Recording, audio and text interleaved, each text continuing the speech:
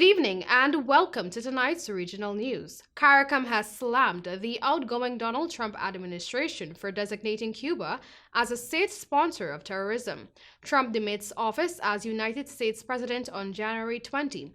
Former U.S. Vice President Joe Biden, who won last November's U.S. presidential election, will be inaugurated as president on that day. In a statement on Wednesday, CARICOM said, I quote, Cuba's international conduct does not in any way warrant that designation. This further attack on the country adversely affects its international standing and its social, human, and economic development, and is another misguided action, in addition to the unproductive, unnecessary, and illegal financial and economic embargo already imposed on the Caribbean nation by the United States, end of quote.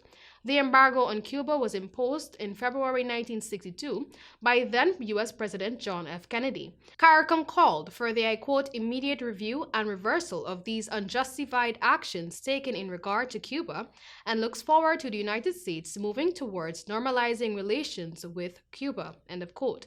U.S. Secretary of State Mike Pompeo announced the designation of Cuba as a state sponsor of terrorism in a statement issued by the U.S. State Department on Monday. On Tuesday, CARICOM issued a statement condemning acts of aggression by Venezuela in its ongoing border dispute with Guyana. In Barbados, Prime Minister Mia Mottley was on Thursday among 8 people who received a vaccine for the coronavirus. Mottley said Minister of Health Jeffrey Bostic, Attorney General Dale Marshall, and 5 medical frontline workers also received the vaccine. The Prime Minister said she is due to receive the second vaccine in a few weeks, as are the others. Additionally, Mottley said an emergency supply of vaccines for frontline workers and the most vulnerable may become available through the COVAX facility by the end of January.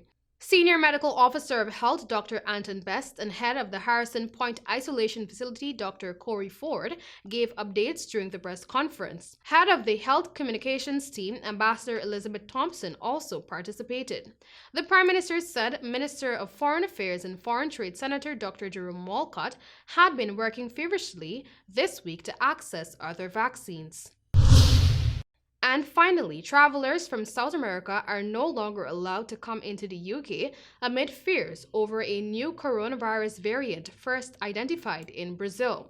The UK's new travel ban, which also applies to Portugal and Cape Verde, came into force at 4 a.m. on Friday. Like variants discovered in the UK and South Africa, it is thought that Brazil variant could be more contagious. Virologist Professor Wendy Barclay said one Brazilian variant had already been detected in the UK.